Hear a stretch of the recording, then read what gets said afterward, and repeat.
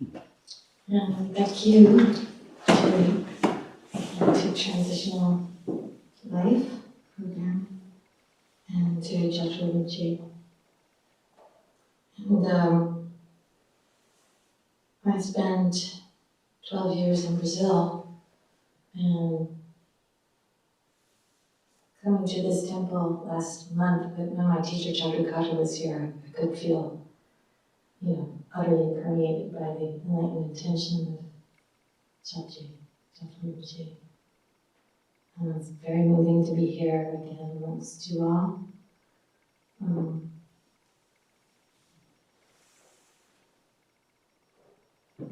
I think Julie said it best. We could just make this a time for what you need.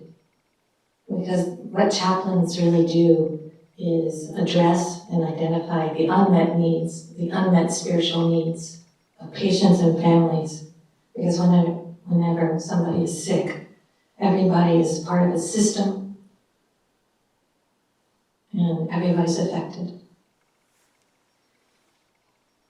So Freddie and I were talking about how should we divide the time because we have 3 hours together. So the truth is that I kind of roped Freddie into this work.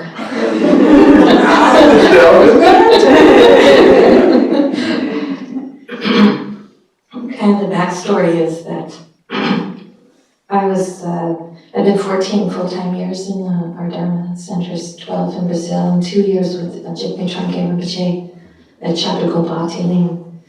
And the reason I was transferred to Sonoma County was because when I first started in the Dharma under Chaplain, he had a very, very important request to record an end-of-life liturgy, which was, now we know, he wouldn't say the name of it for a couple of years.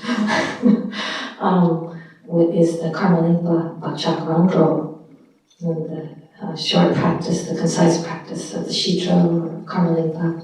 Mitzvah. Yeah. And so and I went down there with some digital recording equipment and he uses, we do. And, well, what is this, Rinpoche? And he just go, peace, wrath.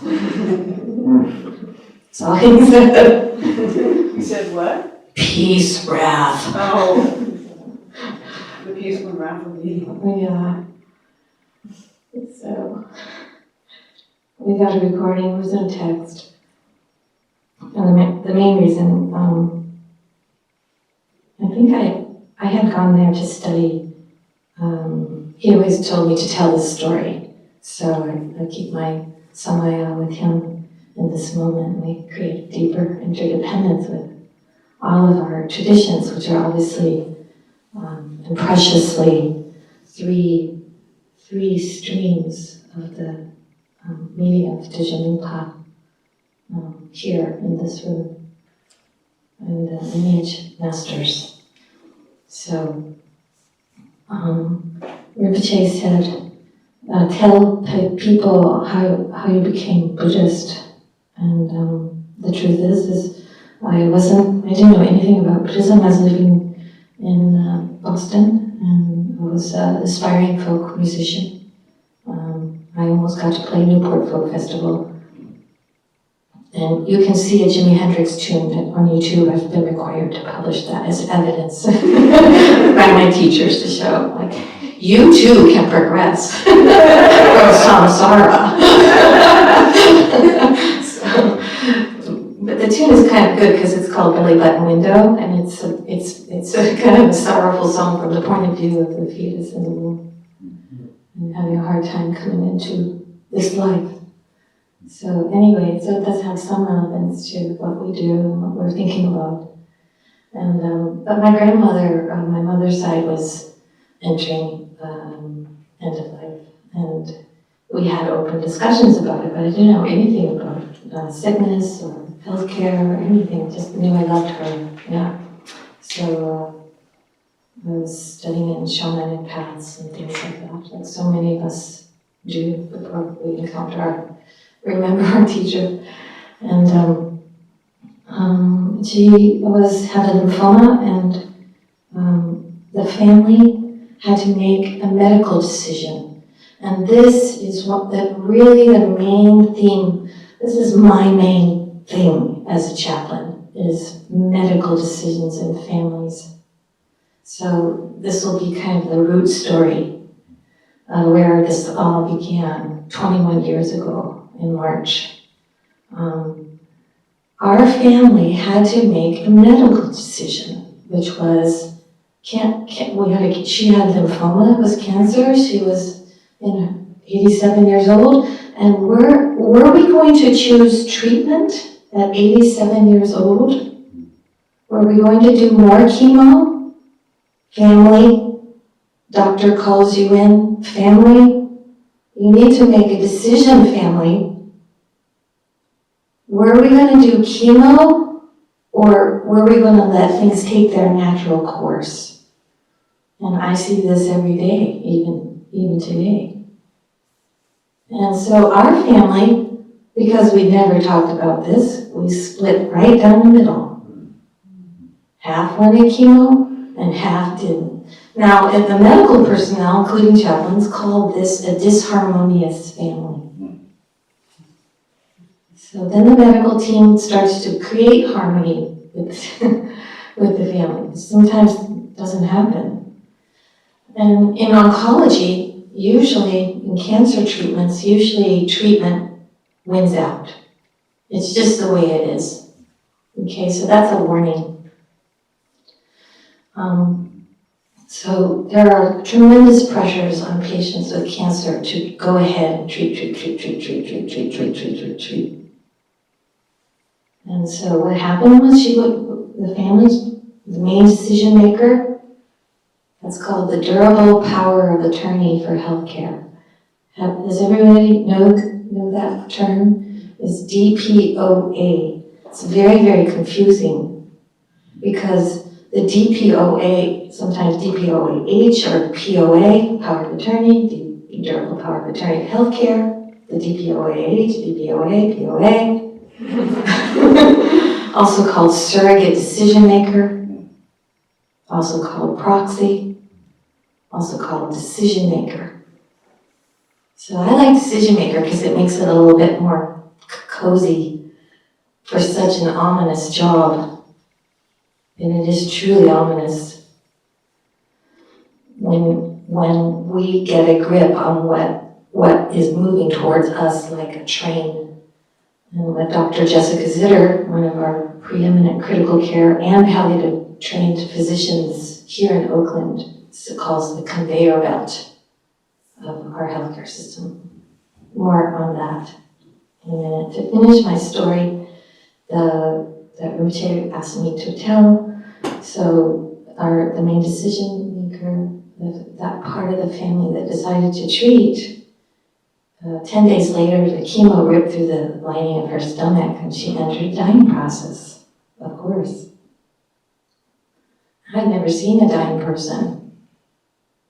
And so hospice, she had told me many times, I want to die at home.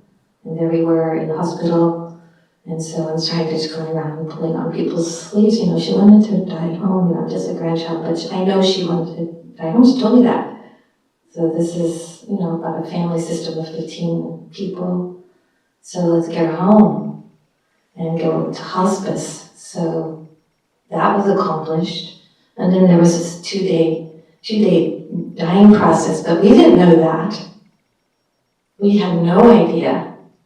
Like all families that I see routinely, and I spent 3 years in the hospital setting, and now I work in a bridge program between hospital and hospice in what's called palliative care, but this is in the community.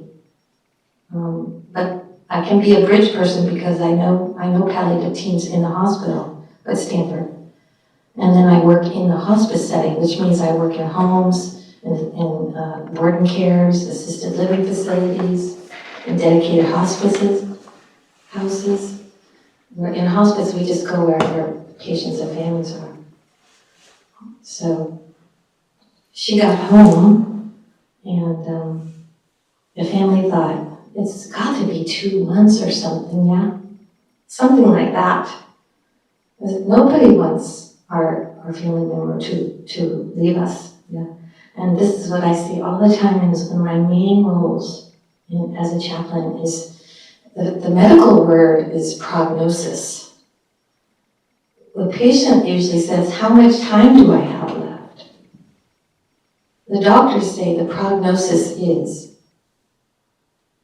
So the true prognosis in my grandmother's case was 2 days. We were thinking 2 months and maybe 6 months because, hospice is like 6 months and something like about that with Medicare benefits, 6 months, right? And so we started asking the hospice nurse, because she was the one who was there most, is there some way we can know, like how much time is left? And then there's this wonderful booklet by Barbara Carnes, who works a lot in our area. It's called Gone From Our Sight. And they have a weeks to months list of signs of the end of life, or days to weeks, and then hours to days. And this is a very typical way that medical providers talk to each other. Is it days to weeks? Is hours, hours to days? Is it, weeks, months? How is it? What is it? What's going on with the patient? So in her case, it really was hours to days, and I saw the signs, like the fingernails were coming back, the skin was modeling, there's no verbal ability, and those were all listed there. And I said, oh, well, that's like, could that be? And so I started to say to the family, it looks like it's maybe going to be a couple of days. So then we could all kind of adjust to that. And so that's the story. And then she did pass away for the 2 days. And that was life-changing. And it was really the first time I clinically watched the decaying process and the dissolution of the elements. And after that, I had lots of questions. What was that? And that led me eventually within the next 6 months to find my teachers. So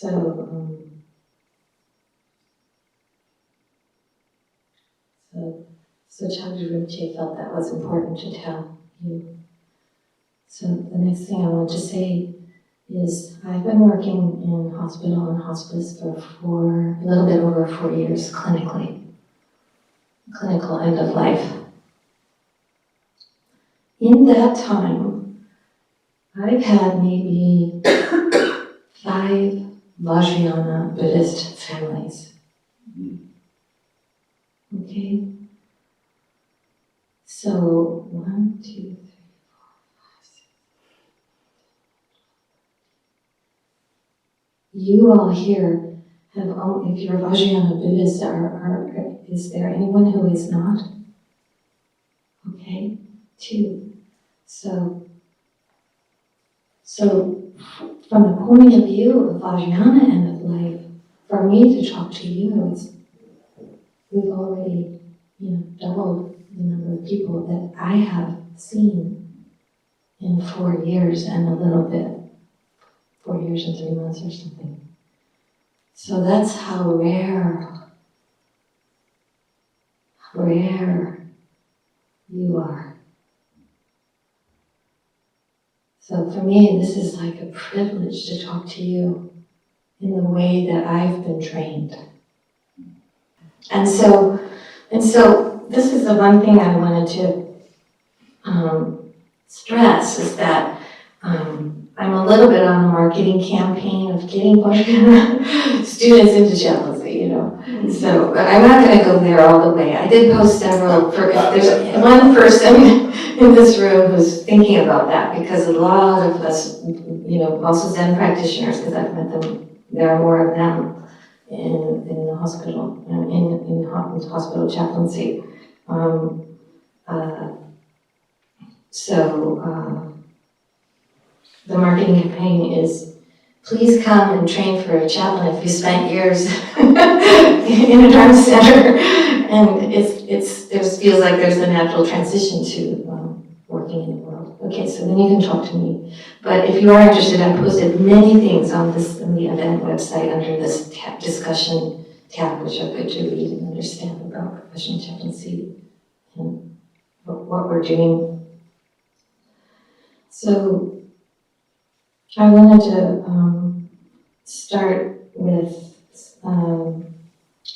the book that I've been able to use in chaplaincy when working with people, other clergy from all the different traditions, mostly of the Abrahamic traditions, Judaism, Christianity, and Islam, but also some of the Zen practitioners are coming in, and so Chagdu Rinpoche's book, Life in Relation to Death, has been really a great tool for me to use to explain how what we do can be seen through an interfaith or multi-religious lens. And also to differentiate Vajrayana end-of-life medical decision-making from other traditions. So Rinpoche in this book says,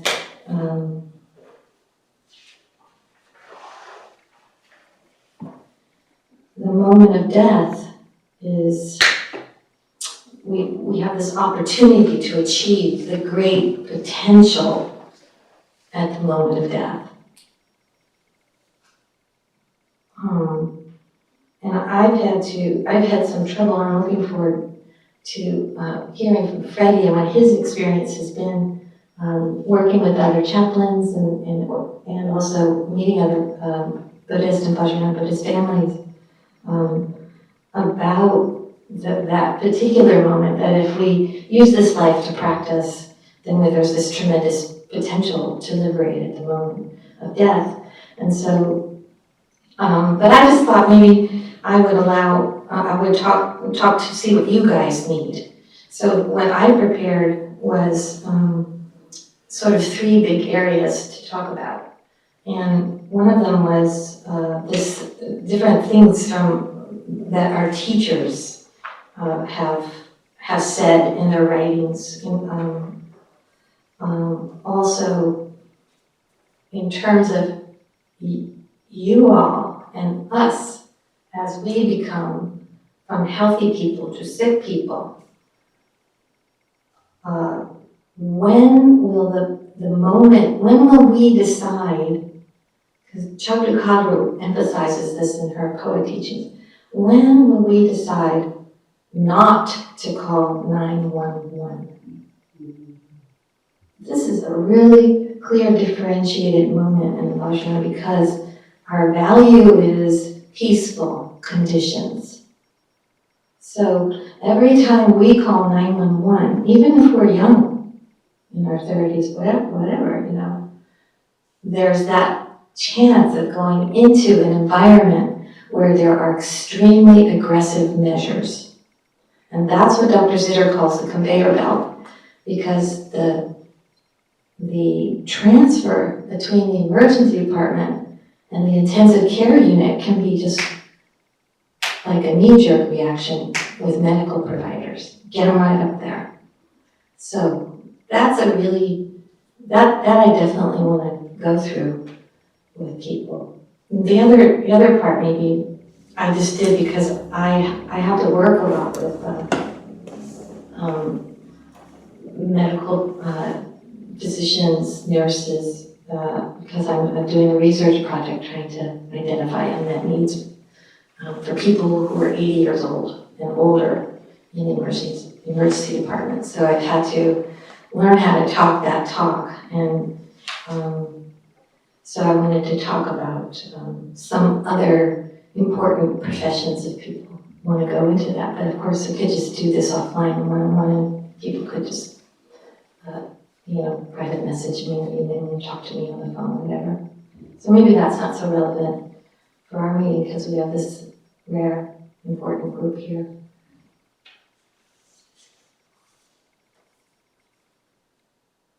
Well, I can bring up one thing that I think is really, was the most difficult part. One of the most difficult parts of my husband dying was that the communication between the family about what to do when you have different viewpoints, especially if the family is not accustomed to having deep, revealing conversation.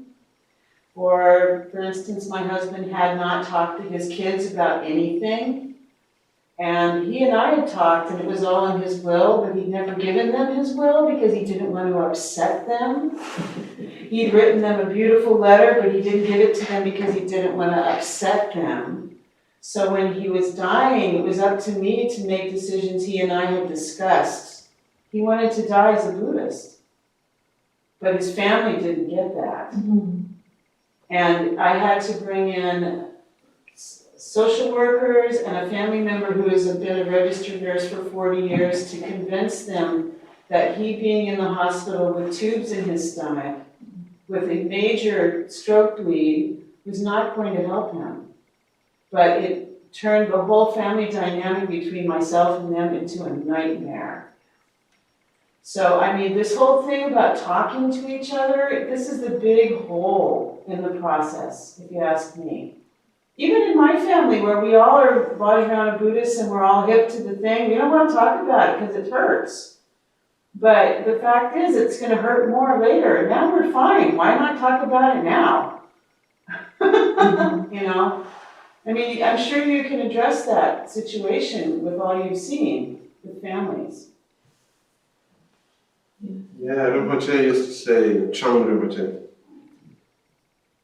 when you are about to pee, it's too late to build a bathroom. We love to say that over and over. Can you say it again? When you are about to pee, Pee? Oh, pee! urinate. Take a leak. It's too late to build a bathroom. It's too late to build a bathroom. A little. And I think I'm already skipping the historical part, but anyway, I have been entering a very interesting new world right now.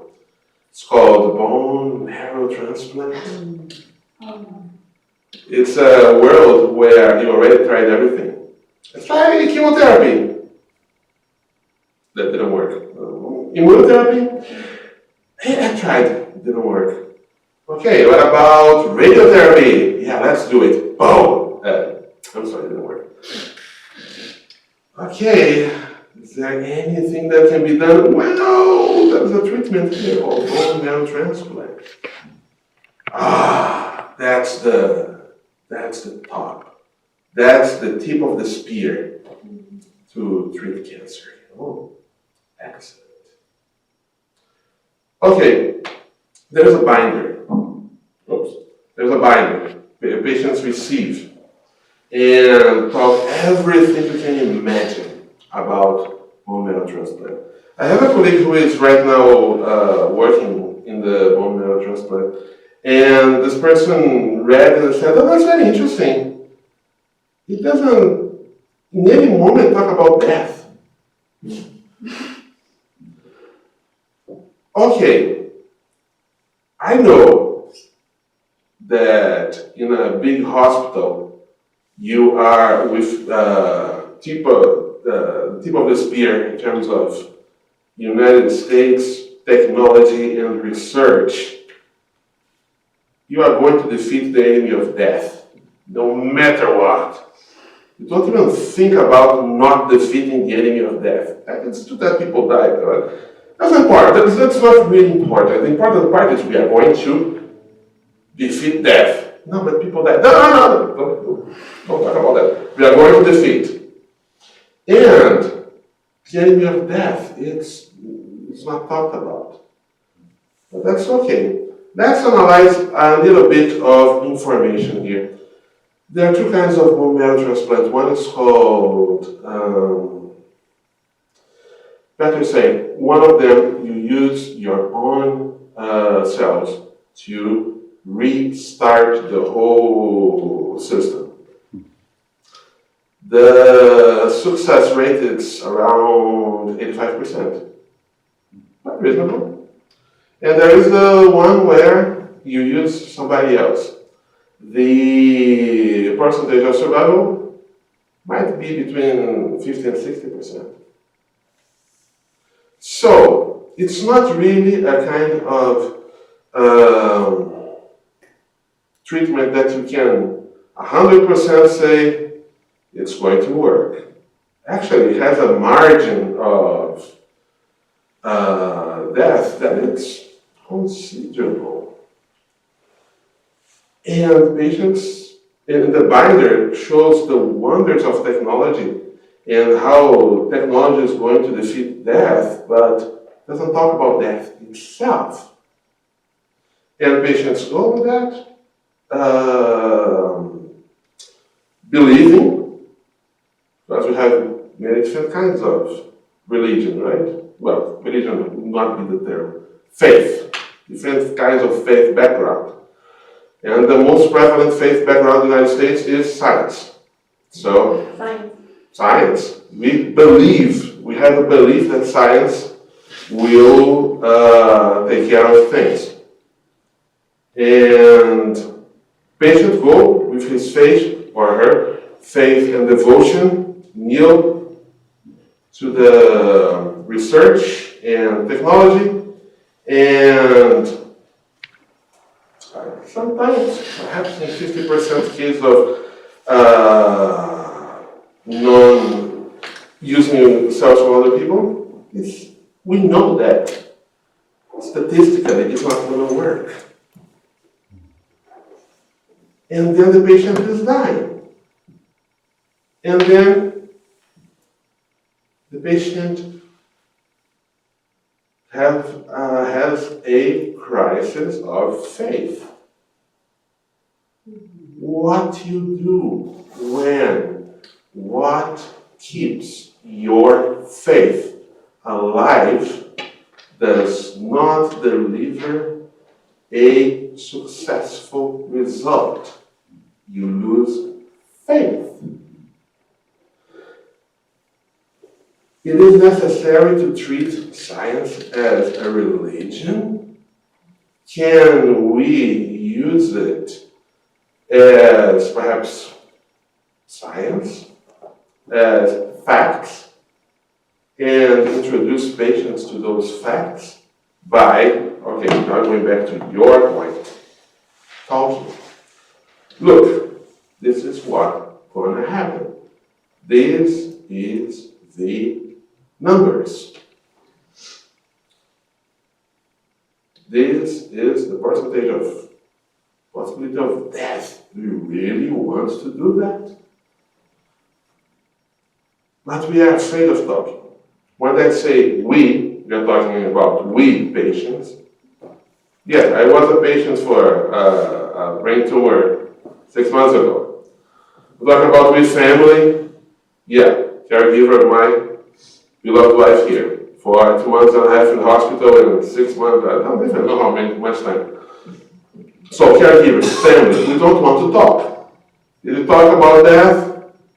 Not that much. The time we were in hospital. Now, medical team. We don't talk. We don't communicate with our patients. So the different layers of not talking, they started by the patient as an individual, the family, the medical team, and recently one of the doctors in Stanford was giving some oral advice to one of the chaplains and said, you know what, you need to be raw, bluntly direct with patients about dying. We, doctors, are not going to do that. You chaplains are the only ones who can do that. You need to be blunt, that was the word. That's what. Yeah, but full of compassion. And that was the advice from the one doctor. Because he can see that the absence of those conversations are not going to make the patient's life have a meaningful direction. Are not thought before you need to be. The bathroom needs to be built before. And we, chaplains, are the professionals who inherited, choose, or just put in our hands. I don't know, actually I don't think about that. But anyway, at the bottom line is, have the responsibility of doing this kind of conversation. Facilitate this kind of conversation within the patients and the medical team, and try to bring everybody together. Yes. Is he unwilling to bring up the fact that it would be wise to speak about the whole spectrum of possibility, no matter how they're approaching their illness? I'm not working with him directly, but what I have been hearing the next weeks is that this awareness is totally new, even for doctors, because we have palliative care. Doctors. We have the palliative care, who is the main point of palliative care, and Liz can tell way better than me at this point, because I'm a student. It's to bring what? Comfort, quality. I'm going to finish.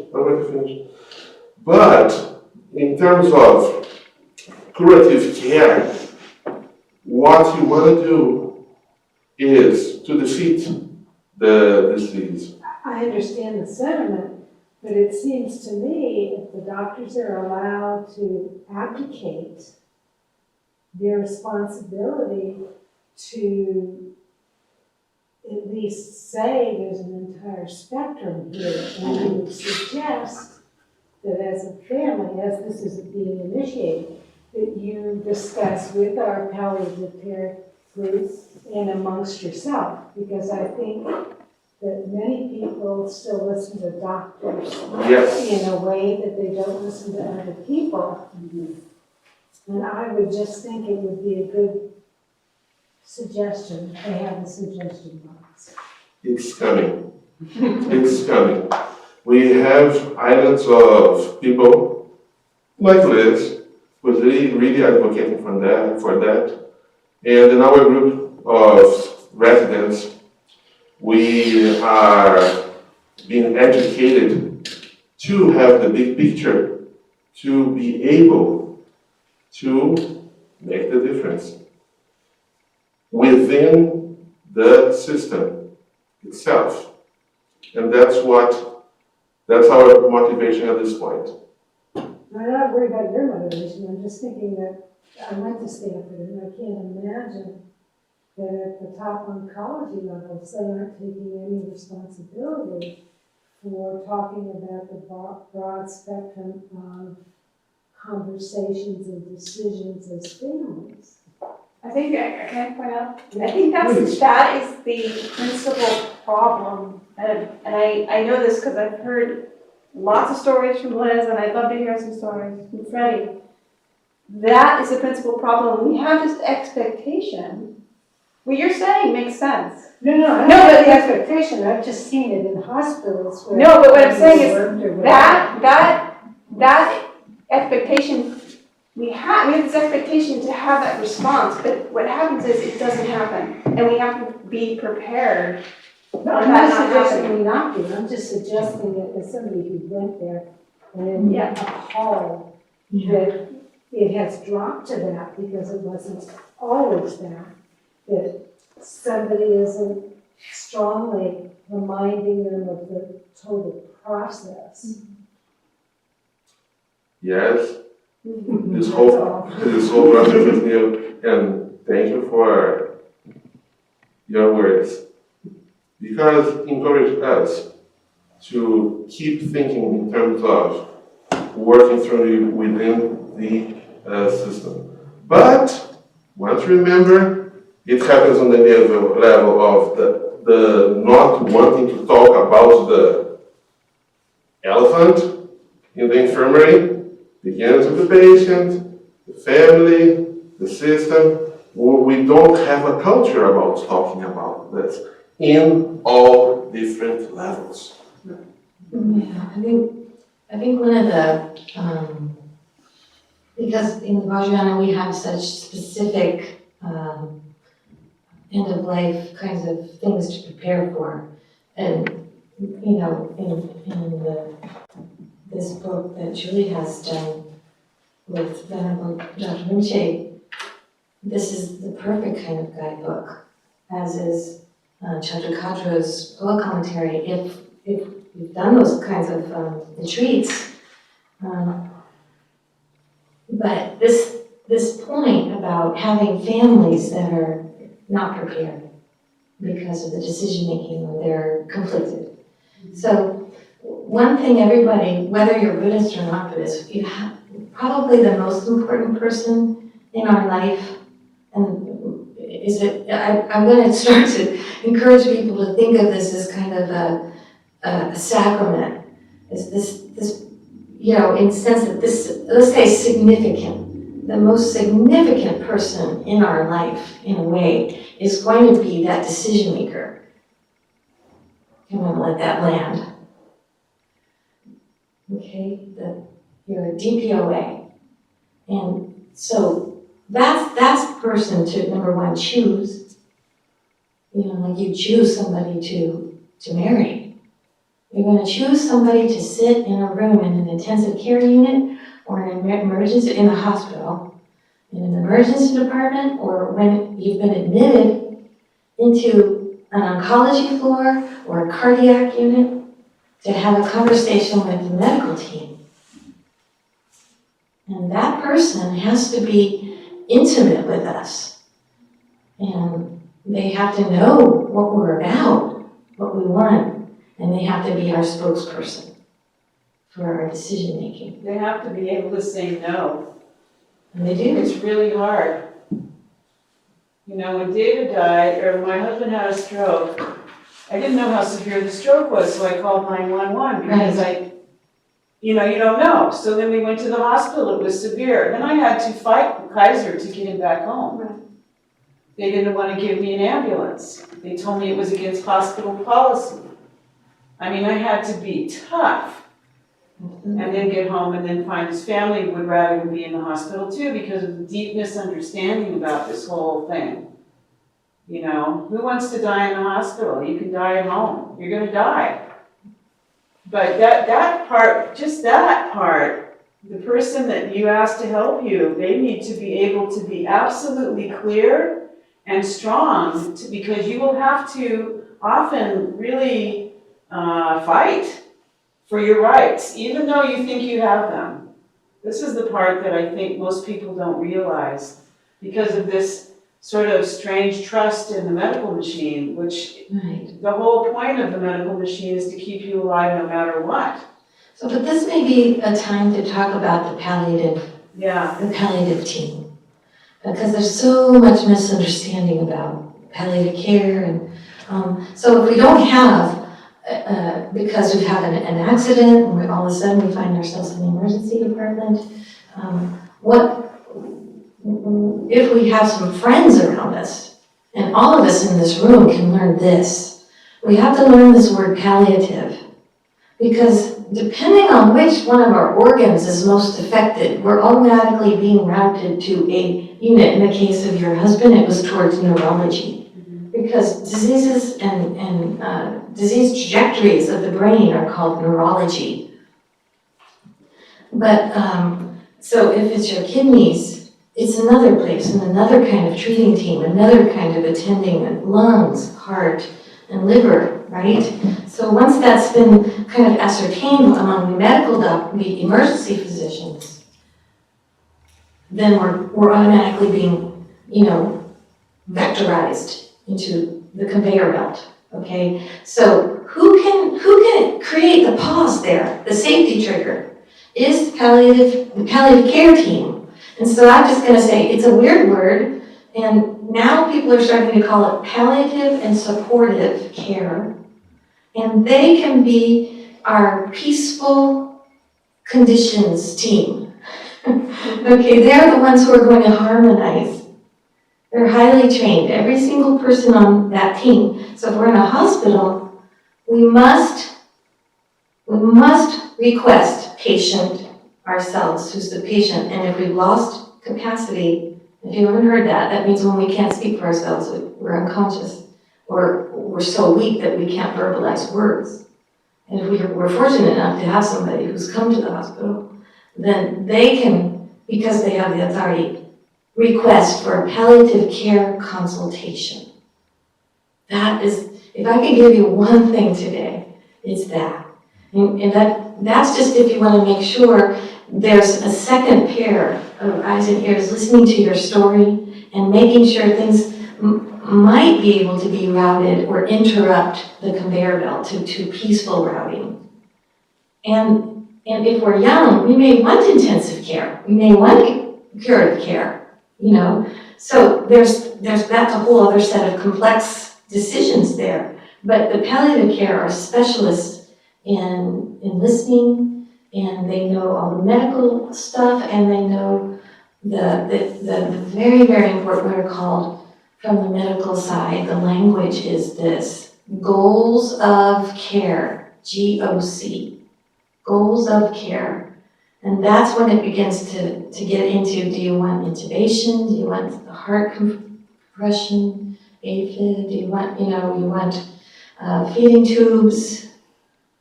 You want transplant? All of these kinds of really critical decisions. They're the ones who help to negotiate with ourselves and our families, our decision makers, the goals of care.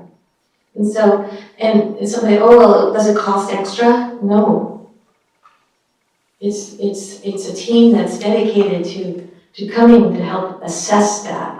And it has its own physician, its own advanced nurse practitioner, its own case manager, its own social worker, its own chaplain. And so that doesn't cost anything, and it gives us a chance to get a balanced opinion between the treating team and, if you know, like I myself, like if I were in a car accident and I broke a hip and I lacerated my liver, but I still had a couple of days to live and breathe, I myself would want to go to a hospice process. I would want to be routed that way. And so my decision maker needs to know that. Because if somebody like me who has a certain kind of history ended up in intensive care, I'm not sure I would come back to baseline, including my brain function. So these are really difficult things to weigh. And with a treating attending team, it's going to be curative focused. But if you have that blend of the palliative care following alongside, then they can listen. No, you're young, you can do this still, and you have these options, and think it through. So, and they also work very deeply on the psychosocial dynamics of the whole family unit. Not all attending teams even look at the family members. So if the whole family is in conflict, then they are specialists in blending multi-generational traumatic histories or blended faith systems. And, So are you saying, like, for instance, if somebody was at Kaiser and they had some sort of catastrophic illness or accident or what have you, you have to go in and request palliative care. They're not going to just offer it to you. no, we have to advocate. We have to have our decision maker know that about us, or our dear friends who are going to come at bedside. But you can say that a lot of education that needs to happen in terms of the patient knowing what the patient wants before the patient becomes a patient. Yeah. Then the second tier is, once the patient knows, the patient, before becoming a patient, needs to be educated. Well, they can write. Have you seen the book Dying Well for Once? Yes, there are different ways to get educated. But he's not just educated, he has set up the legal documents that you can prepare that have to be honored. Yes, but before that, you need to know the possibilities of what's going to happen or not with you, what your heart also tells you in terms of what you want for disjunctures or end of life, before talking anything with any agent. Then yes, we can have a conversation with the agent. But it's not enough to have a conversation with the agent. The agent needs to be educated too in palliative care. Otherwise, the agent is not going to be prepared to request when it happens. Yes, you do. In the last couple of years, I've been involved in end of life and serious illness issues with a bunch of my brothers, sisters, and brothers. And it's run the gamut from an amazing passing with signs of accomplishment and so forth, with a totally supportive family, unbelievably supportive family, to families that were they're truly evil.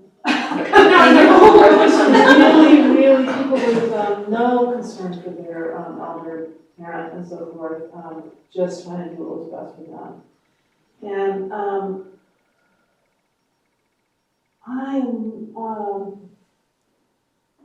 yes, talking is really, the woman had the best situation. Yes, she was talking, but she also had really wonderful relatives. She didn't have any sociopaths or narcissists on her, in her immediate family. So, and it really took, with another family was really troubled.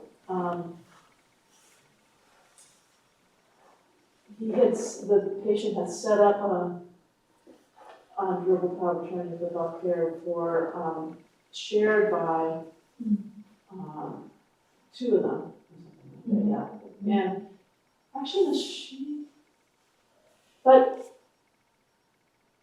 all the wishes then, when people are really vulnerable, and you wouldn't believe, and we probably see it in ourselves, but how dependent you become on people in your lives and whoever shows up in that moment, and how unable to stand your ground you are as a person. Not talking about the advocate, but the sick person. Mm-hmm. And whether you have dementia or not, I've seen people roll over or like do anything to please a really ill-intentioned relative and change their legal, sign documents when they were incompetent to sign documents or under a lot of pressure. The same sort of things, elder abuse that you see in the general community, we are vulnerable. And it's really hard. I can imagine, I don't have really mean people in my life and my relatives, but I just want to advocate for people who know there's people like that and really honestly look at their children and their people, the relatives they rely on, really ask whether they have a character to look out for your interests. And if not, put that in some very ironclad durable power of attorney and someone else who's a lion to stick up for you and your interests, because it's not a given. I'm really glad you brought this up because this is also one of the main things that Dr. Cadro is stressing, is that a husband or a wife or a longtime lover or partner, they're not necessarily the best person to be our DPOA because they're too attached to us. And when it comes into these difficult things that Julie's talking about, they may cave. And there's a lot of pressure in intensive care units to do these really difficult, yes, put the feeding tube in, but actually by law it's required. And, or just, yes, go ahead, let's intubate, let's go up to the intensive care unit. And so maybe because of that last terrible moment, and they've got 5 doctors staring at you, you might say, I know, honey, you're talking, they can't, speak for themselves anymore. Honey, I know you didn't want this, but it's my choice now. This happens all the time. goes against it, no matter, sealed with the lawyer and everything. In the moment, and the emergency physicians listen to that person because they have the power. So what Kadro says, she's saying, and I'm just going to pass this on because I think this is a very important discussion for us to keep going. And I am recruiting for this. Dr. Stanley Terman is a psychiatrist and a bioethicist in our area. He was a long time associated with the San Diego Hospice. And he has done an ironclad version of advanced care planning, especially for neurological diseases, which are the most complicated. He's Buddhist. So he's thought about brain death criteria, which are the most complicated. And another distinguishing point for Buddhist end of life. And he's the one who's thought it through. And he's developed an ironclad advanced care planning process. And his nonprofit is called Caring Advocates. Okay? And I put it on, Sange, she posted it for me on that tab, but if it's, hard to find because you have to dig back in, you can just private message me on Facebook or email me, But anyway, for you don't have to have one of the people who's loved you in that kitchen kind of way, like knows all the spices you love and hate, make those terrible decisions. You can prearrange it so that one of the advocates, the caring advocates, does this. And you do all the brain dysfunction decisions with Stanley and his team, Dr. Terman and his team first, and you get it down. And that's about the strongest thing we have out there. But and he's kind of a sort of a genius kind of person who posts about the subject from many different angles. So you have to make sure that when you look at his YouTube videos and things that you find the ones that are kind of mirroring what you're personally most interested in. I've got a dear friend who's got beginning stage Alzheimer's. So how can I help her prepare? So he's got many videos, and 5 of them are on that subject, but it might be hard to find.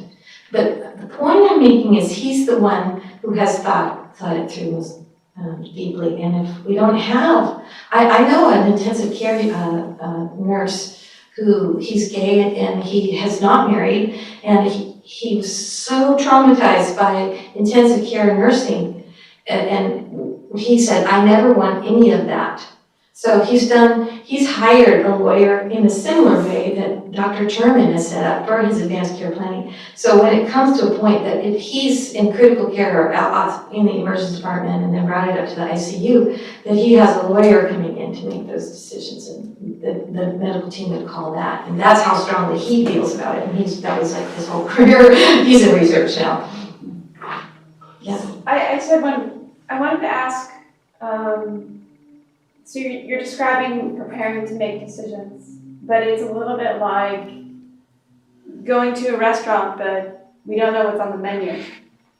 So how can we learn what's on the menu? Well, yeah. Actually, I would like to perhaps rewind just a little bit. What I'm hearing here is, would be great if you could come out of this afternoon here, perhaps with some steps of how can we proceed to get that goal.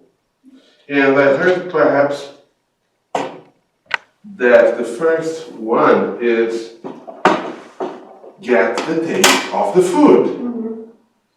You need to know legally, you need to know emotionally with yourself and with your family. And you tell me if this is not perhaps the right order.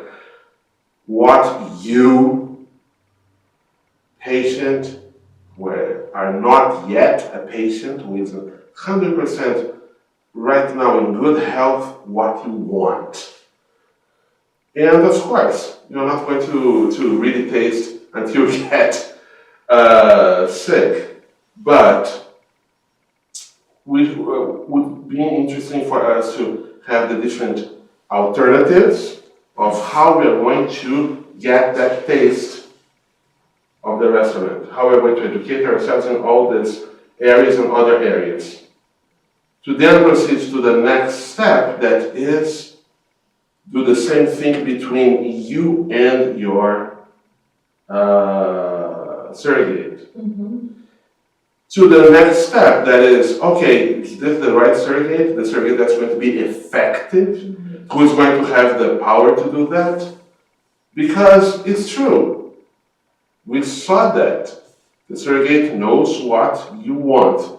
But at that moment in which 5 doctors are saying we need to do this procedure right now, the surrogate is so fragile as you are equally fragile. So those would be some steps, and perhaps we could brainstorm some kind of step that when people leave here, they're going to have an idea of what to do. We can do it. Yeah. Okay, Melissa, but let's see. Julie?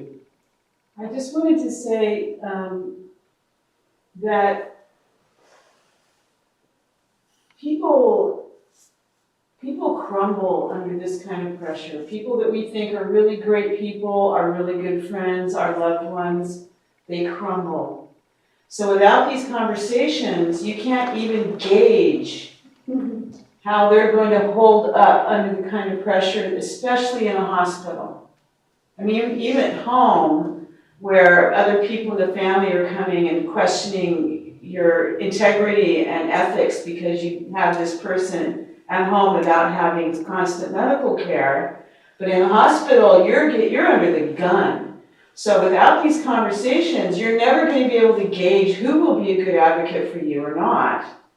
And there's also, I wanted to say, and we can have this at TLC, there's a great document called the 5 Wishes document. You guys are aware of it, I'm sure. Oh, yeah.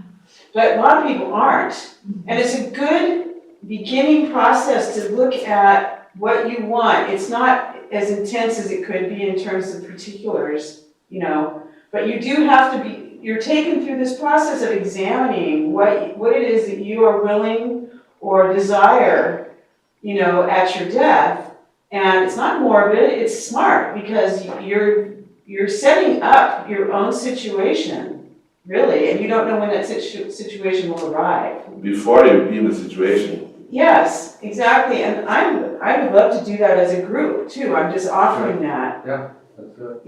We could do that. Yeah. But there's so many things that arise when you look at this information and these documents, and I spent 3 days writing my will the first time I did, and it was like a spiritual practice. It made me realize impermanence. It made me realize what my goals were in terms of my death, and it made me think about things I avoid all the time, and it was very meaningful.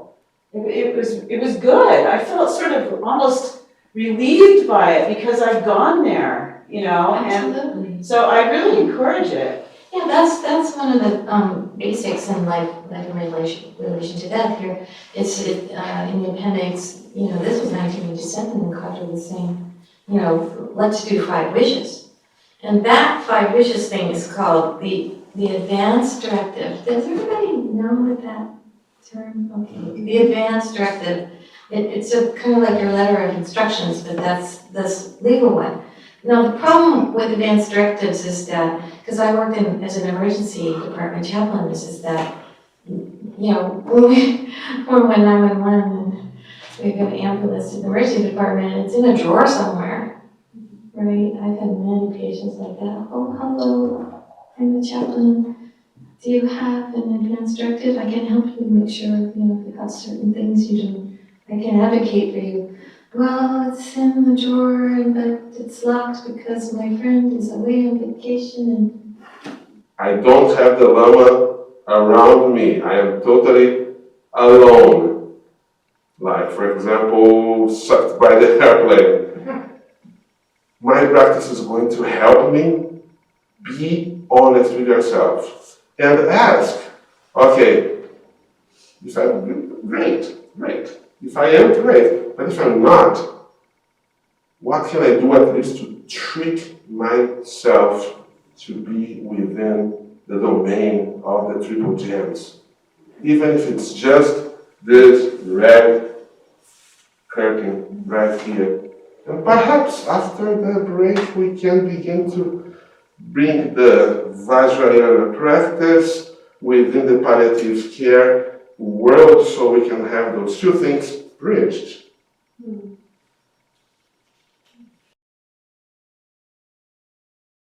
I want to maybe talk about one particular end-of-life practice of the Vajrayana that we all know from our teachers, which is the 3 days, 72 hours after the moment of death. Is that, everybody knows that, right? No, No? Okay, good, that's what I need to know. I'm speaking for Keeping the body still. Okay, so I'm going to just give you a little history.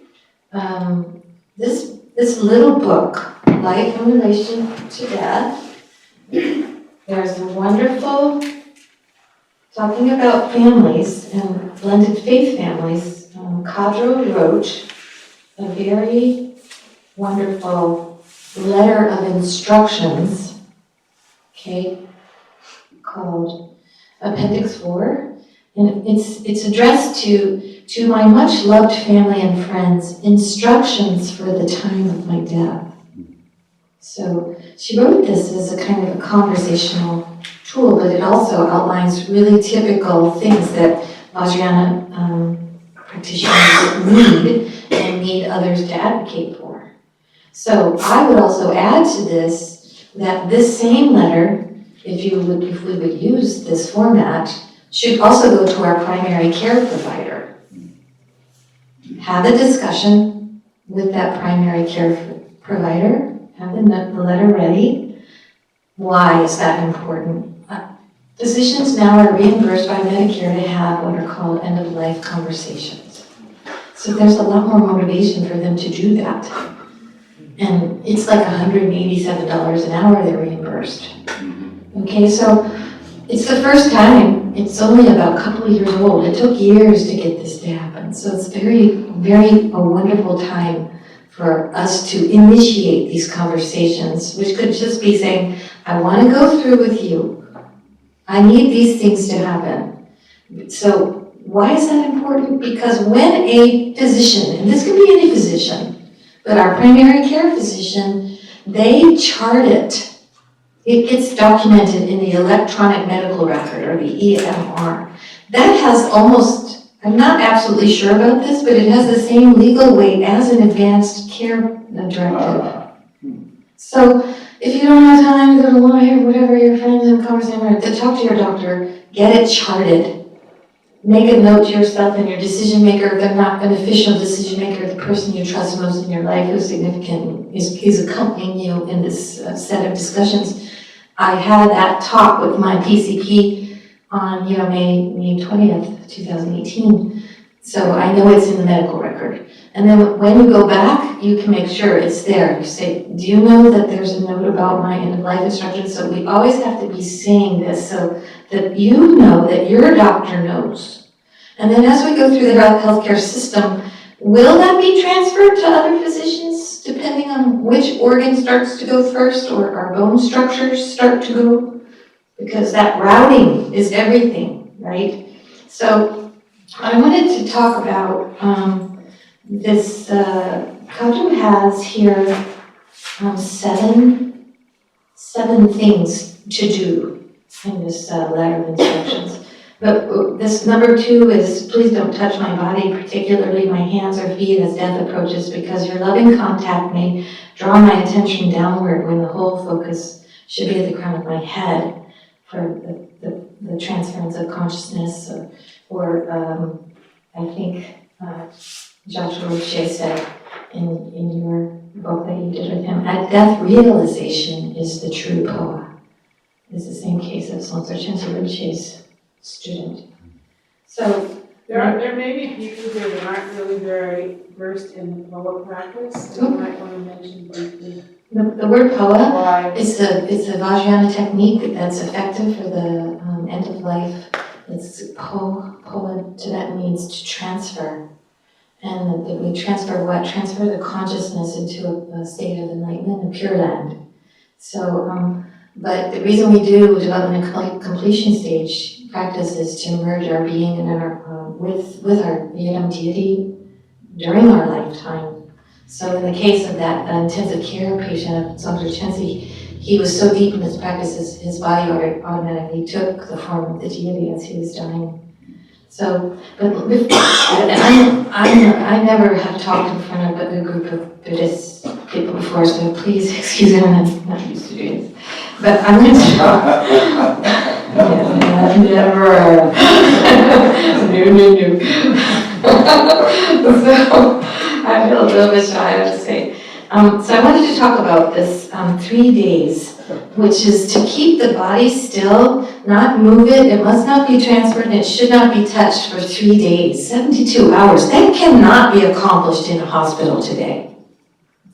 Okay, so if we're going to maintain that because our teachers have instructed to do that, that means we need to have it pre-planned so that we are transferred out of a hospital setting into a home or a hospice kind of setting, where we can work with the teams in palliative and hospice care to make sure the 3 days immobility. This now has a term because we have a wonderful Buddhist scholar named Sean Hillman. He's a PhD candidate at the University of Toronto, and his field is Buddhist medical bioethics. And he's done a lot of work in India. He's a student of Holy Dalai Lama, was a monk for a very long time, and entered academia, and he has done a lot of work in India, looking not just at Vajrayana practices there clinically, in the, what you call the more native environment of practitioners, but also the Jain tradition, which has a value of entering the moment of death through fasting.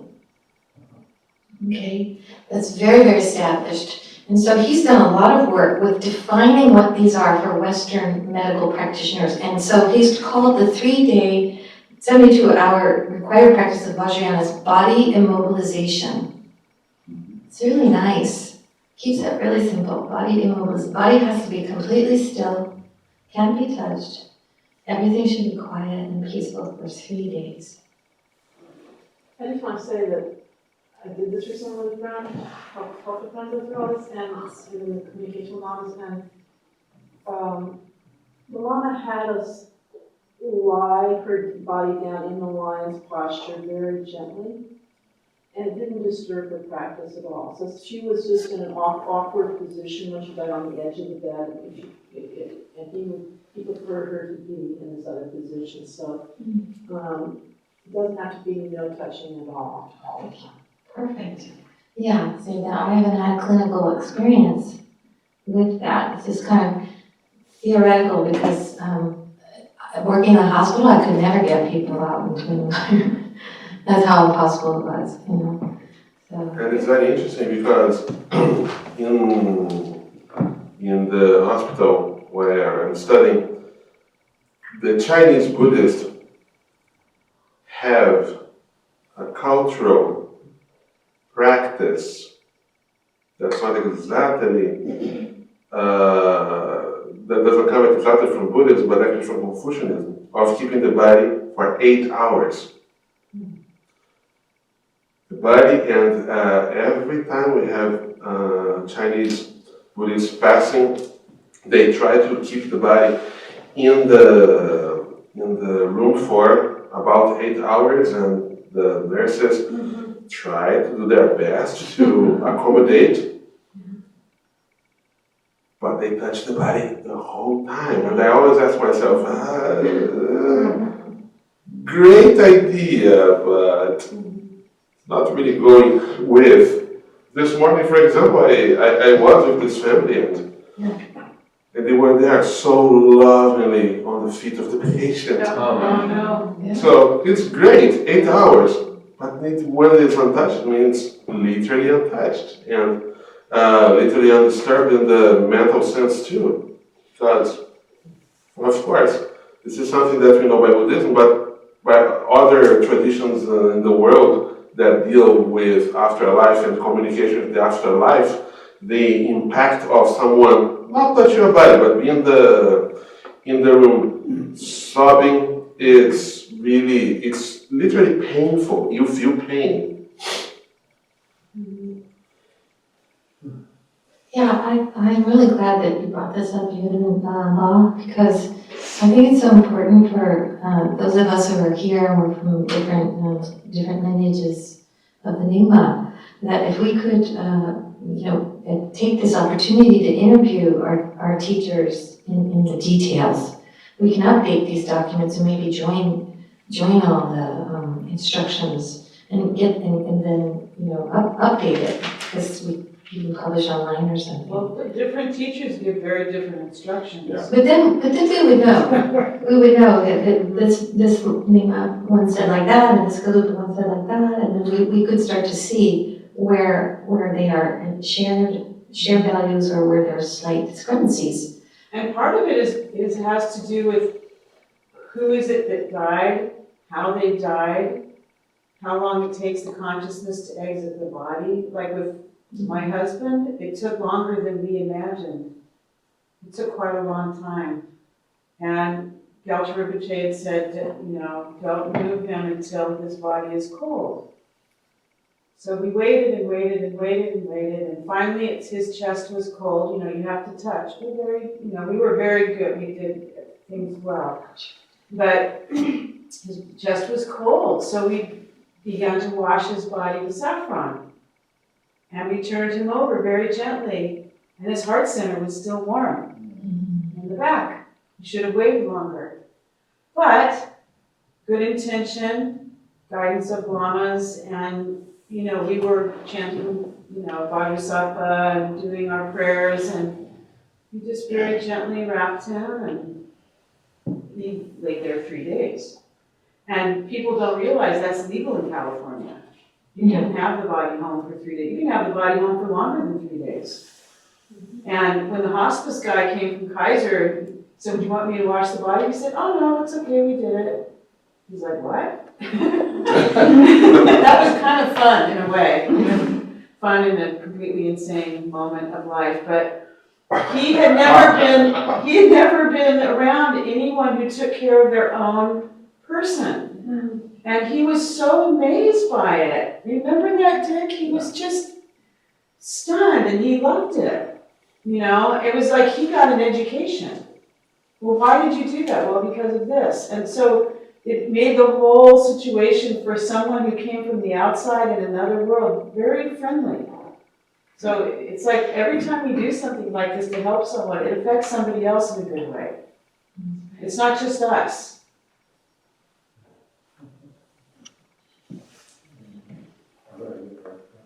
I'm talking a little bit. I'm interested in learning how to assist people who pass.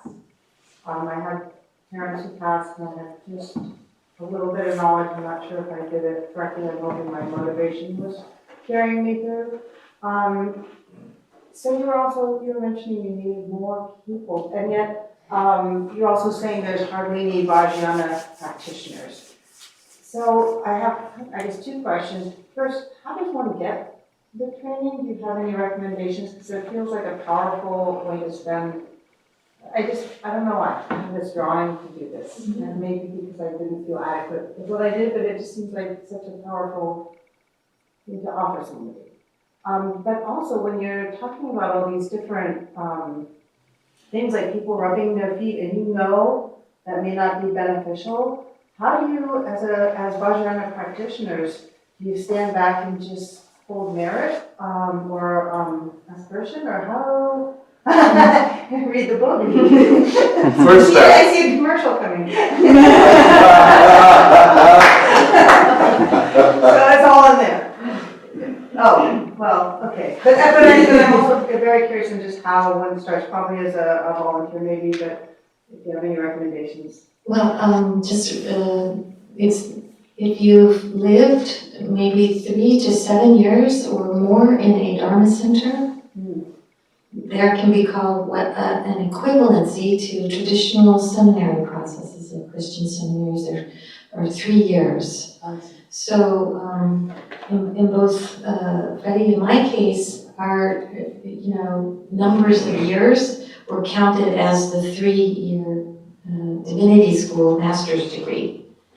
Now, if you don't have that equivalency, you can still collect spiritual care volunteer hours. And then if those are, I don't know what the exact number is, but it's quite a lot. But most hospitals have a spiritual care program, and they have a volunteer training program, and hospices too. So and those spiritual care hours count towards some kind of the master's degree equivalency. Then the master's degree equivalency is set up in accredited programs in all hospitals. All chaplains must go through a hospital clinical training. And let me just put my little plug in here now.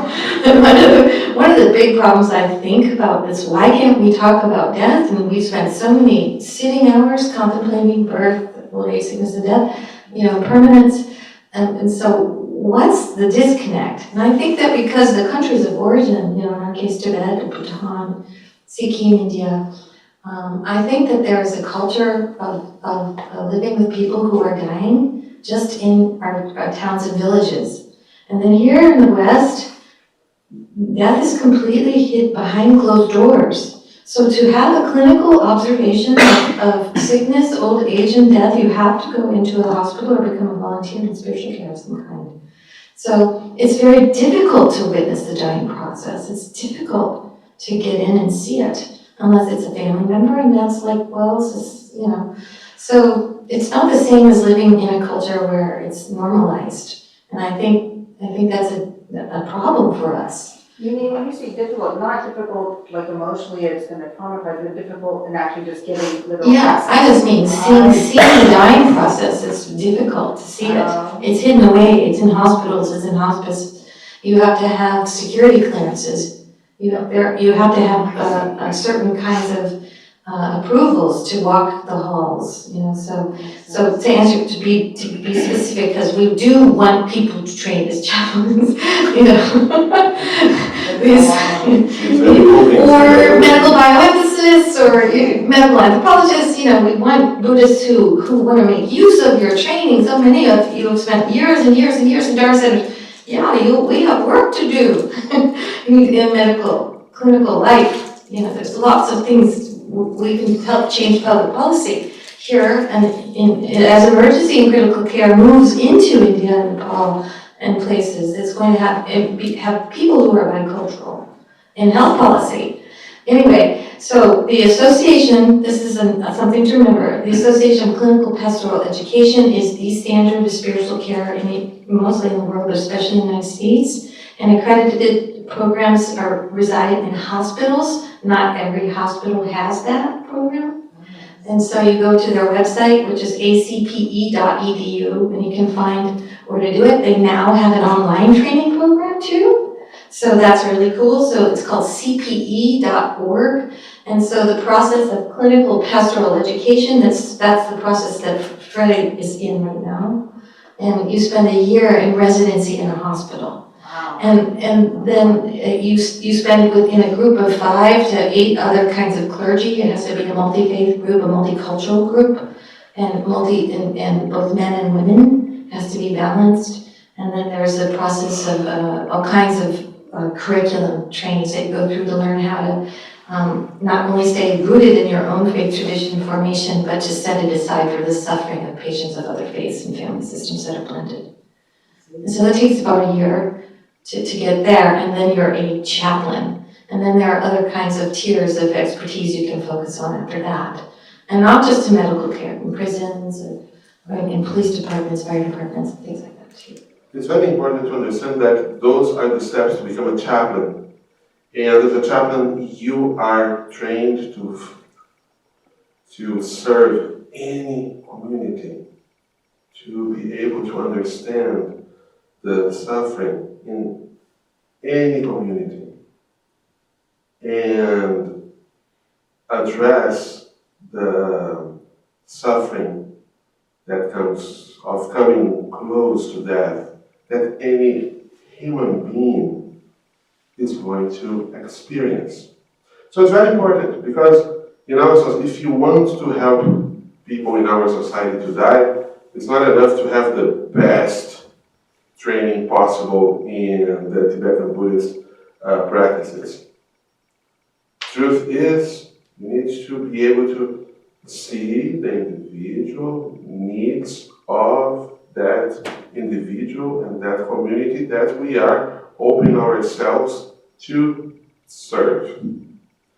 If you want, once you are ready to serve all based on their particular individual needs, then, or parallel, you can, yes, have, you can look for, in your faith tradition, I believe you are talking about Tibetan Buddhism or Vajrayana, look for the practices that are going to open the door for you to understand the process of dying.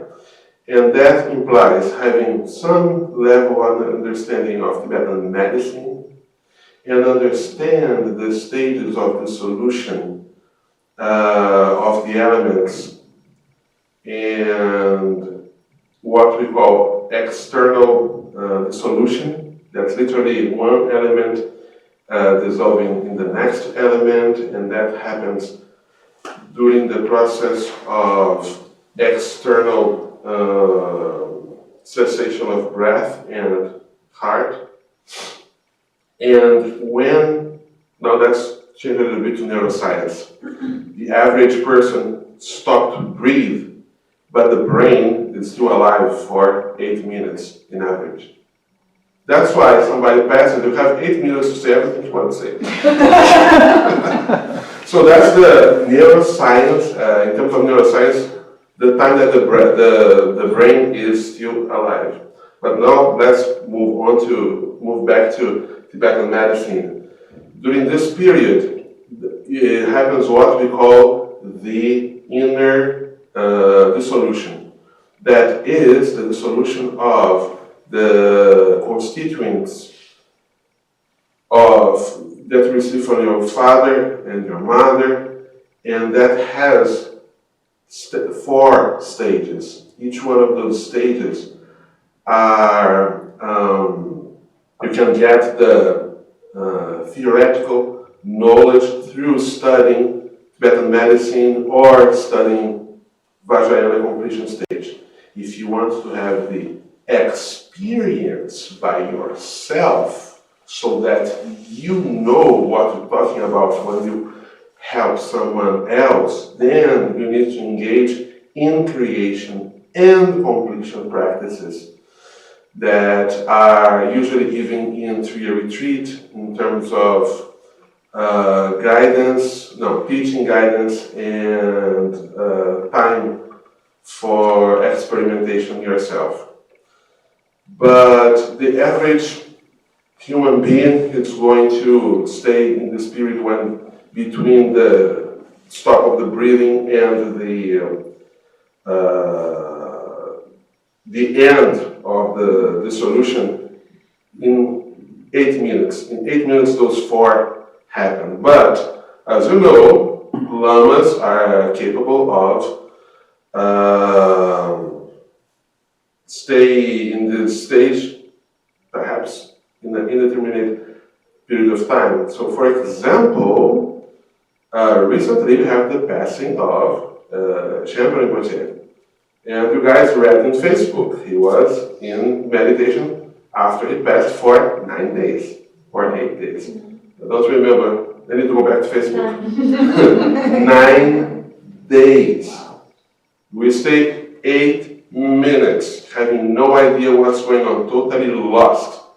Just in being thrown back and forth and looking at what is going on with me. He stayed in that space, experiencing non-thought, bliss, and clear light, and being able to free countless beings in the bardo for 9 days.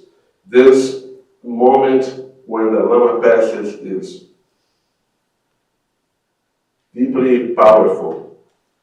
I'll give you an example. When Dorin Tupo, Lama Rinpoche's tutor, passed away, he stayed in Tugdan for 2 weeks. Then, Trujik Paulo Dorje, a very unusual Lama, literally kicked the kudum of Dorin Tupo and said, I can't wait for your corpse. I can't wait for your corpse. Finish the thing. And then he came out of Tugdan. Maybe you should explain what Tupum is. Yeah, this period in which the external breath stopped and the inner breath didn't. Where the mind, eye, still, and the body consciously experiencing those three kinds of experiences. So that same night, he came in a dream to Dudjom Rinpoche and said, well, my plan was to stay in Tugdan for 3 weeks. 1 week, I would work for sentient beings in order to stop famine in Congo. Dudjom Rinpoche's place was in Congo, in Tibet. My second week was to take care of the epidemics.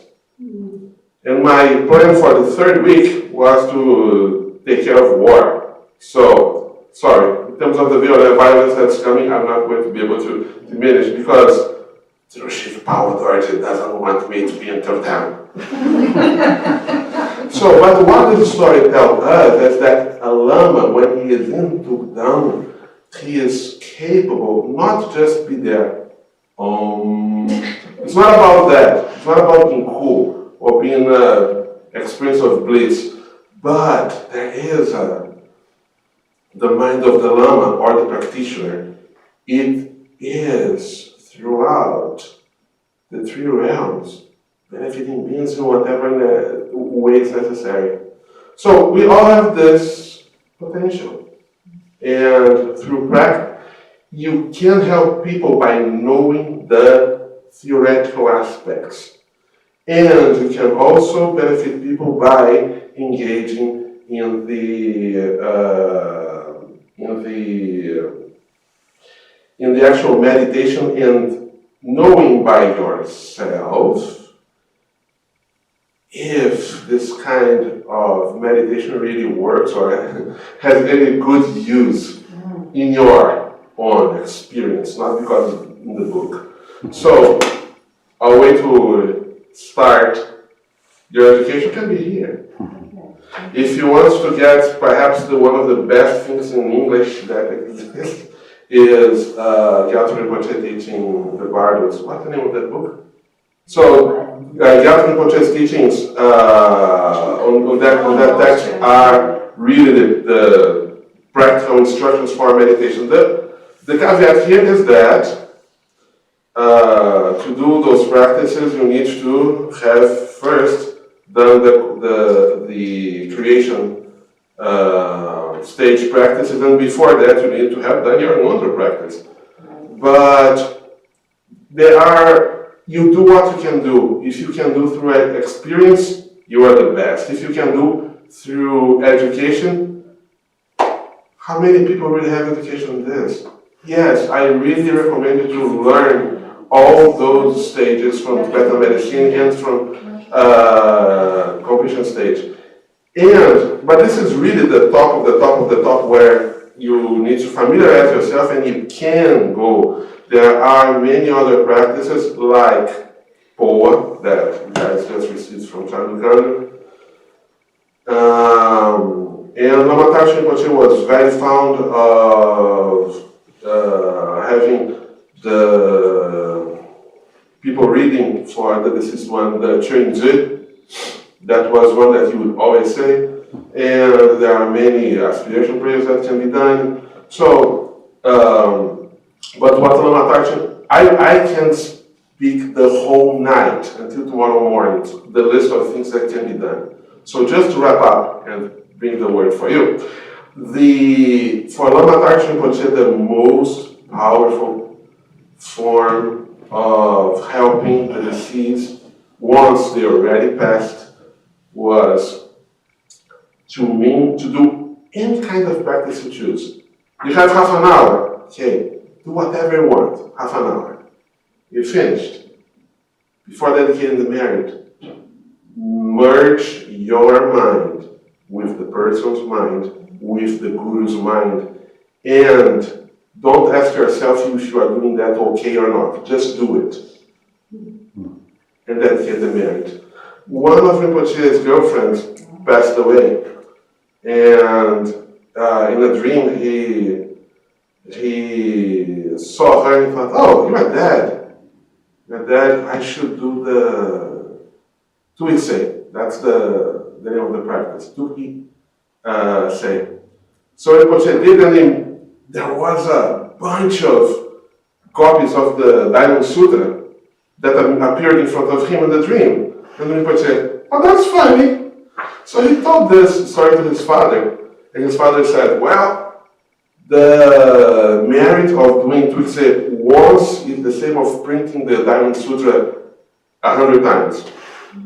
And Rinpoche didn't know that. It just happened spontaneously in his dream when he did it.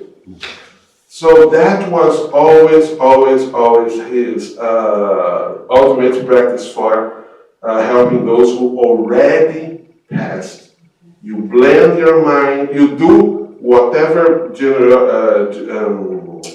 accumulation of merit or through practice meditation, and at the end just mingle your mind, the Guru's mind, and the deceased one's mind, and just stay there without asking yourself, am I doing this right? Am I getting it?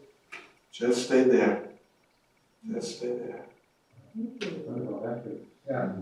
A quick comment, and then I have a question. That word palliative, you know, I've heard it here many times, but finally I looked it up. I said, what? How does this have any relation to? It's you probably know this, but it's a Greek word, and palliative, it means from the Greek to cover. So it's like covering the pain is the idea of it. So for me, my mind works like I should know something about the word. But on what you were saying about the brain, it's not brain dead for about 8 minutes after the outer dissolution. I've heard those teachings many times on the dissolution, but I never heard of that relation of the brain to still being alive, connected with the inner dissolution. So it's good to have that connection, but so when that inner dissolution is complete of the red element, and the white element, the red element, and the meaning in the heart center, at the end of that, is then that when the brain is dead? Well, the moment that the brain really stops is when death happened. Actual death happens at that moment in the concept of the Western, in the neuroscience, that's when death actually happens. And I think Liz can talk about a lot when it happens backwards, meaning brain dead and still breathing, especially through machines. And love to hear from you. But the Tugan, or the meditation that happens after the death, it happens in that meantime. How much you are going to experience, so let's talk about experience itself. For example, one person can hold breath in usually an average of 3 minutes with a lot of will. 5 minutes, you are beginning to get fainting. 8 minutes, you are getting brain damage. Yeah. And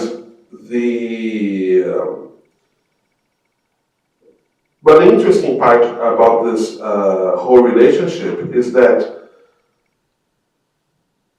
the time, the perception of time that you have is totally particular to the experience and to the experiencer. Like, for example, you can have an experience of 1 minute and you feel that past hours. Really, really, really, you feel that past hours. So this is the experience of the person who is there, who is outside observing it. As we said, Chaplain Rinpoche stayed in that state for 9 days. You guys all probably read on the multiple biographies of Trungpa Rinpoche how his heart was warm all the time, and I think that one of the best examples of I think my 2 favorite examples of Tukdang one was Al Rinpoche,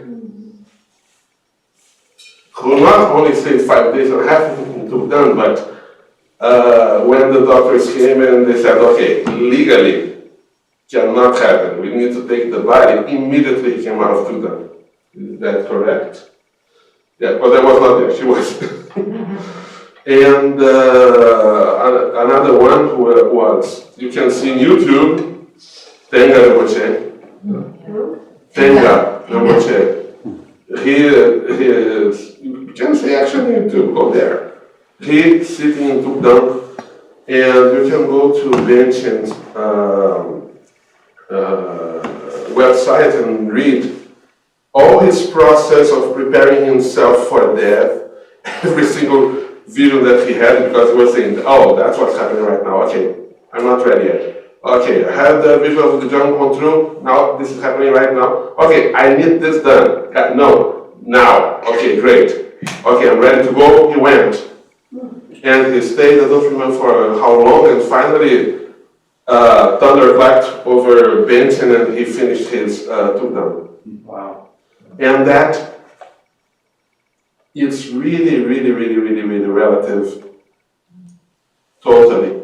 So even though, neurologically speaking, the period between the stop of the breathing and the breath of the brain is around 8 minutes, what a practitioner can stay in that state, it can take, after death, it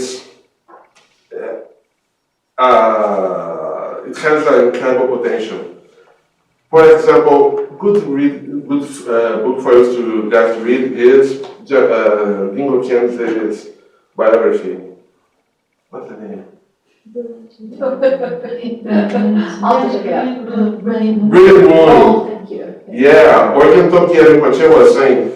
So then, Khyentse Rinpoche would give every day, was giving the Rinchen Tenzo empowerments in mineraling, and I was his attendant, and every day in the morning I would see him sitting, hold his breath for half an hour.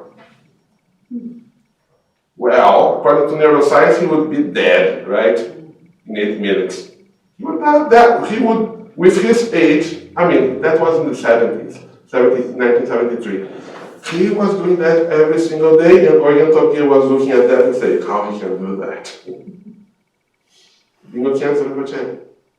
So, yes, we have the neuroscience, but we have the lamas proving that they can bend what science says.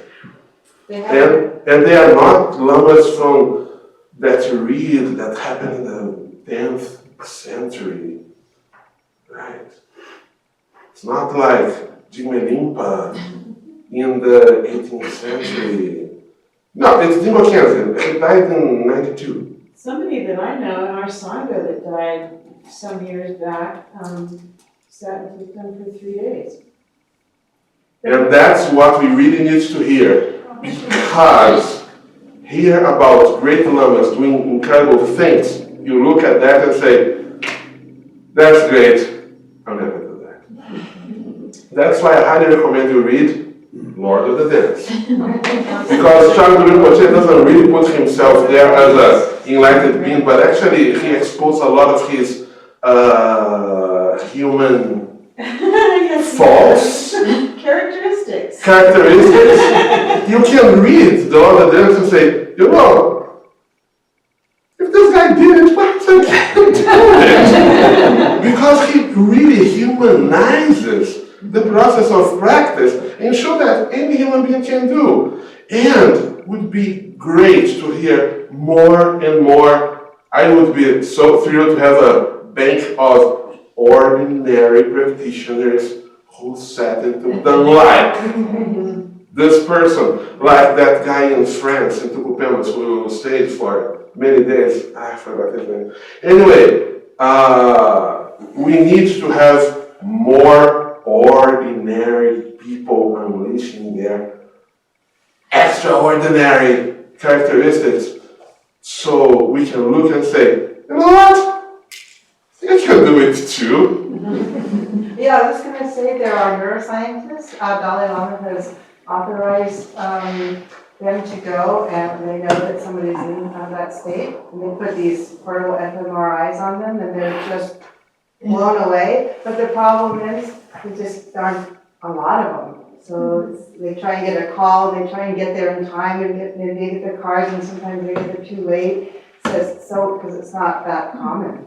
But they are starting to look at that. Yeah, Holiness's personal physician is Dr. but also Venerable Barry Curzon. And he came a couple of years ago to Stanford Med School and spoke to the medical physicians and introduced them to the idea of Tukdom and gave a whole lecture on it.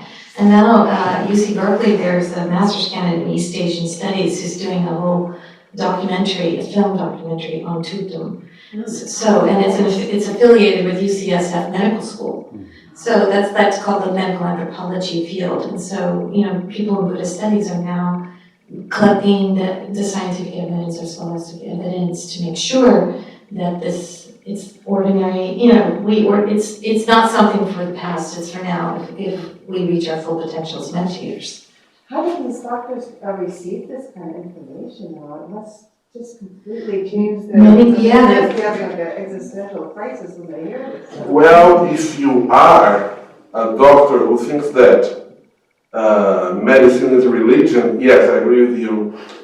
But a doctor who approaches medicine as science is going to be excited. Oh, that's interesting. Let's study that.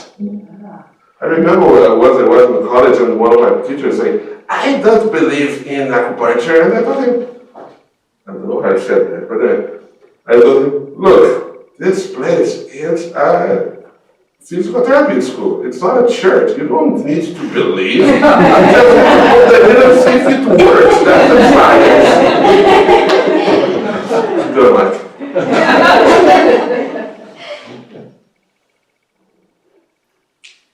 I just wanted to say, if you're interested in volunteering, that Zen Hospice has a volunteer training program in San Francisco. Most hospices have something, and Zen Hospice has different programs. There's like a weekend program, and then there's a longer term one. It's not cheap. You know, when I took training, it was free, but then you would also volunteer for 2 years following your training. So you just need to look around. Okay. It's not something they just allow any old person to come into. It sounds like they really are careful. Well, yeah, you need to be too. Which is good. Yeah, there's probably some screening process, and I just also wanted to say that some of the things you're talking about, like the inner breath and so on, we've had teachings about that at TLC, and we will be going over that again. So, yeah, Lama Saman gave a great weekend, 2 different days, and he's supposed to come back again this year to talk about these very things, because this is touchy, particularly when you're saying, oh, I'm going to do co-op for so-and-so, you need to know when. It's not something, a practice you would do, you know, randomly like that. So there's a lot of particulars that need to be understood before we set off on our Crusader rabbit journey through the wormhole of samsara. That's one of the reasons why it's very important for us to know all the different possibilities of what can be done in terms of death. POA is a very important practice. Really, really, really, really, really important. No question about that. We all must learn it. At the same time, there are other things that if you want to be completing our training, or not training, our understanding, just understanding of the whole process, yes, get at least educated, worst case scenario, at least educated in all the different possibilities. If I could bring it just a little bit more to the physical, real briefly, because I got a little stuck. And several times I've had the experience where soon after death, we've washed the body and wrapped the body. And sometimes you place the hands and you close the eyes. There are things that happen before the body goes into rigor mortis. And that's touching everywhere. And typically, I think it's been within an hour or two. Yeah, Julie? Yeah, like for instance, But my question, but I mean, quickly, not like a day or two later, not like 3 days later. yeah, rigor And mortis. both times it was for people who were laying in bed for 3 days. So my question was whether, I'm not exactly sure how to say it, but is it a good idea if you're doing that to prepare the body after death, to cleanse the body and wrap the body, to do it as soon as possible? Or are you waiting for, the heat to go away from the heart chakra, etc.? Because a lot of times it's a question of, could be the middle of the night, could be 2 people there. I mean, just to move the body to do that, you need at least 2 people. You know what I'm saying? So it's a practical thing also. And you don't want to touch the body all over the place later. That's when you'd like to leave the body alone. So because people would be afraid to touch the body at all immediately after death. And we've gone through this where you think, oh God, we shouldn't do this, but we have to do this. You know what I'm saying? So it's like you want to do practice and you want to be relaxed and you want to be present, but you need to do this. I don't know if I mean, in my experience, Chaplain has guided us in different ways with different people. Okay. If some lama is doing practices for someone at the moment of their death and they accomplish ploa, which happens, then you can do whatever with the body, there's nobody there. Yeah, that's the instruction I had too. So if the person's consciousness hasn't left, like in this case of David, Rinpoche told us to wait. So it just depends. That's why you really would like the guidance of someone who's, that's something that you set up ahead of time. Yeah, that's why. That's something that you write in your paperwork. And you talk to your primary care physician, you just use Yeah. micro. And hopefully you can buy at home where these things are easier to accomplish. I mean, things can happen in the hospital, but it's better to be at home. Yep. It's interesting, it's very important to know the big picture, know the theory behind it, the mechanics, nuts and bolts, but a lama would be the ideal person to do the assessment and tell you, okay, according to this science, this is the point, we can do, we cannot do. And that's I have usually a over the friend, phone. It's often over the phone. Yeah, Yeah. exactly. Or the WhatsApp or WeChat. Yeah. I just want to put a plug in here for having a Lama come on live, because it's still live. The Bay Area, there's lots of Lamas. A lot of Yeah. excellent Lamas. And there's traffic. But if you make a deal with a Lama before the passing, then it's not so weird to call at midnight and say, you said you'd come over no matter how late it was. The traffic isn't bad. There's no traffic. She just died. And the bridge is cheaper. Just try it. Really? Right, it's just nothing like having these red robes come into the room for the sake of the family, for the sake of everything. And we can do it here, but you have to, you expect to give make a generous offering for that long if you're gonna drag them out of bed in the middle of the night or just have them sitting in the, think about, you need to plan for this in the will or whatever, your designated money person and so forth. It's a big ask, but ask and arrange it. If you know somebody is dying as a practitioner, it's so wonderful. Yeah, I mean, that's an ideal, I've just never experienced having a lama physically come. Well, we should know all the lamas around here, and whether we could talk to them, like TLC could talk to them about whether Yeah, there's. well, that's one of the things we like to offer people. I mean, I have, one of my former boyfriends died very young, and Gyaltsen Rinpoche, Patrick, went to the hospital to see him regularly, and he'd go in and he'd look at him, and he looked like he had cirrhosis, he looked terrible. And Rinpoche would look at him and he'd say, no, not yet. He'd talk to Patrick, he'd leave, come back, like a week later, no, not yet. And it happened, I think, 3 times. He went to the hospital. Then Patrick died. Rinpoche didn't come to the hospital, he went to the morgue. He went, because at the hospital, actually he didn't die in a hospital, he died in a hospice facility. But they still moved his body out because they had no awareness of any of this. So Rinpoche went to the morgue and did poa for him in the morgue. Wow. And he's gone and done morgue poas for other people. The Carry-On son died in a car wreck, and Rinpoche did poa for him in the morgue. And afterward, his sister Anna went, and Rinpoche told her, I think to increase her faith, to put her finger in the hole that developed in the top of his head from this practice when his consciousness left. That's what Dr. told us. That's what Dr. Roger said we should do too. So these things really happen. This isn't fiction, and it's possible. It's very, very possible. So, It's a lama's job description to help. This is what yeah. Yes, yes.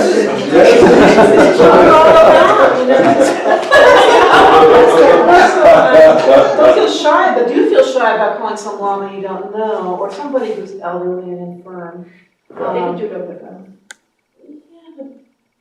They might be a little bit over the phone, but, That's what it is. or they could designate another lama to come and be a Yeah. person who comes. Yeah.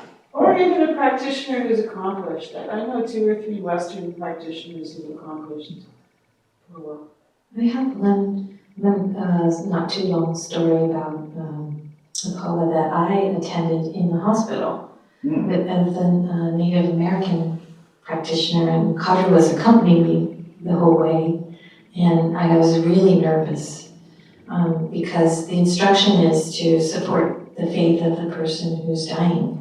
And this person believed in the great buffalo. But by the time I got to bedside with him, his wife was the decision maker, and he was coming off of intubation and a heart pacemaker and things. So we were preparing for when all that was unplugged for the life force to and I said, well, I can, try to find somebody who's more in line with your own practices. I could try to do that. She said, no, you stay here. I want you here no matter what. And it just so happened, randomly by happenstance, that I was on call that night. And so I could tell the wife that I'll be here all night long. So just call me when you think the time is getting close. And so according to Kadra's instructions, what we did is the wife and spoke to him. He was, of course, unconscious, and we created the great buffalo together for him, above his head and in front of him. So now is the time that you're going to be leaving your body, and this is the closing of your life here, and we are here with you. And we know that the white buffalo was who you pray to in all the times of your sorrow and fear and asking for protection in your life. And how we understand it is that this all love, wisdom, compassion is coming here to this room, and here we will join, we'll create this visualization together. And then, of course, I maintain my own sense of refuge. But then when his, so what I'm trying to say here is